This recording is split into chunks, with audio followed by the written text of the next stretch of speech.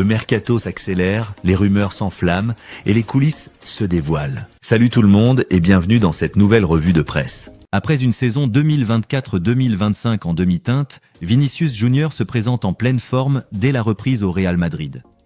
Face à la montée en puissance de Kylian Mbappé, nouveau leader offensif du club, le Brésilien affiche une motivation renouvelée pour prouver qu'il reste un élément clé de l'équipe.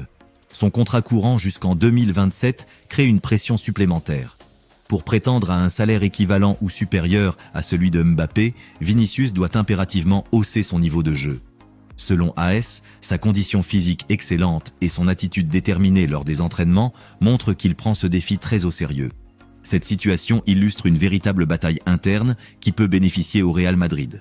La concurrence entre Vinicius et Mbappé va pousser les deux attaquants à se surpasser, stimulant la qualité collective du secteur offensif. Pour Xabi Alonso, c'est une aubaine, car il dispose d'options plus performantes et motivées pour construire son équipe.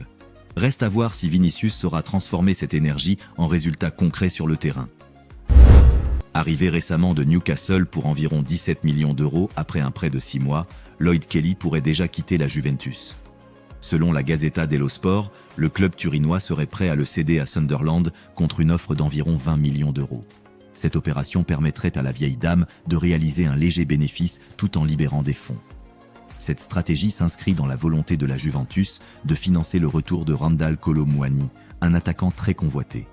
Le club semble ainsi prêt à se séparer rapidement d'un joueur recruté il y a peu, montrant une certaine flexibilité dans son mercato pour mieux répondre à ses besoins actuels.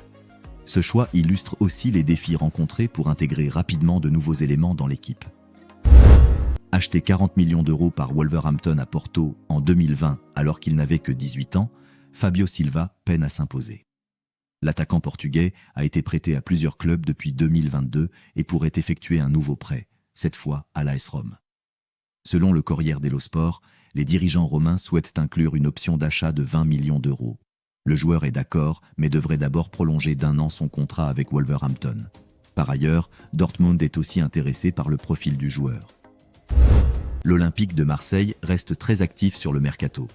Alors que l'entraîneur Roberto De Zerbi attend 3 nouveaux renforts, la direction phocéenne cherche également à se débarrasser de plusieurs joueurs. Selon l'équipe, Amin Harit, Faris Moumbagna, Derek Cornelius, Paul Lirola ainsi qu'Azzedine Ounahi sont sur le marché et l'homme semble prêt à les céder à moindre coût pour alléger son effectif. Cette stratégie montre la volonté du club de rationaliser son effectif afin de mieux cibler ses recrutements et optimiser son budget. En se séparant de ces éléments, souvent en manque de temps de jeu ou en inadéquation avec le projet sportif, Marseille veut libérer de la masse salariale et faire de la place pour des profils plus adaptés aux ambitions de De Zerbi. Une étape clé pour redynamiser une équipe en quête de stabilité et de compétitivité. Le passage d'Henrik Meister au Stade Rennais restera plutôt discret. Arrivé l'été dernier contre un transfert de 9 millions d'euros, l'attaquant danois de 21 ans n'a pas réussi à s'imposer. Prêté depuis janvier à Pise, il s'y engage désormais définitivement en signant un contrat jusqu'en 2028 avec le club italien récemment promu en Serie B. Cette transaction rapporte environ 5 millions d'euros à Rennes, ainsi qu'un pourcentage à la revente. En seulement quelques apparitions en Ligue 1, Meister n'a inscrit qu'un but, ce qui explique sans doute le choix du club breton de le laisser partir. Ce départ illustre les aléas du mercato, où certains recrutements ne répondent pas aux attentes et nécessitent une réorientation rapide.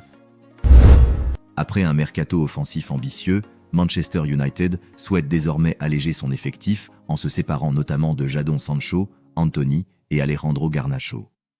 En parallèle, le club cherche à renforcer son milieu de terrain.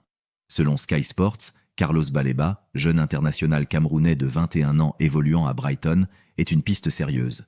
Recruté il y a 2 ans par les Seagulls en provenance de Lille pour environ 27 millions d'euros, Baleba pourrait désormais coûter près de 40 millions d'euros.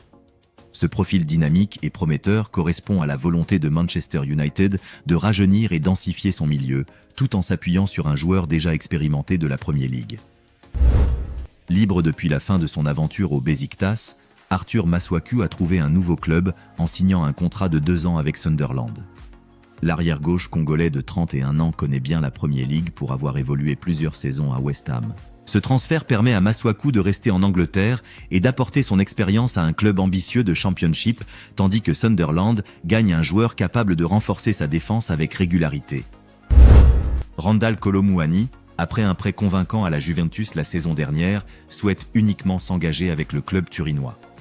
Poussé vers la sortie par le PSG, l'attaquant de 26 ans fait l'objet d'un intérêt certain de la Juve, mais aussi de Tottenham et Newcastle, qui peinent toutefois à trouver un accord avec Paris, selon le journaliste Nicolo Schira. La détermination de Kolo Muani à rejoindre la Juventus montre l'importance du facteur sportif dans ses choix. La négociation entre clubs s'annonce compliquée, mais son profil reste très demandé. L'AC Milan a lancé des discussions pour recruter Rasmus Højlund, attaquant de Manchester United, selon Fabrizio Romano. Face à la concurrence offensive à Manchester, avec les arrivées de Sesko, Cunha, Mbeumo, un prêt payant de 6 millions d'euros avec option d'achat à 45 millions serait envisagé. Cependant, le joueur danois ne serait pas encore convaincu par un départ. Milan cherche à renforcer son attaque avec un joueur jeune et talentueux, mais devra convaincre Højlund, qui semble hésitant à quitter un grand club anglais. Cette opération dépendra beaucoup de la volonté du joueur. Merci à tous d'avoir suivi cette revue de presse Foot Mercato. N'hésitez pas à liker la vidéo si elle vous a plu, à la partager avec vos amis fans de foot, et surtout à vous abonner à la chaîne pour ne rien manquer des prochaines actualités Mercato et football. On se retrouve très vite pour une nouvelle édition. Prenez soin de vous et restez connectés.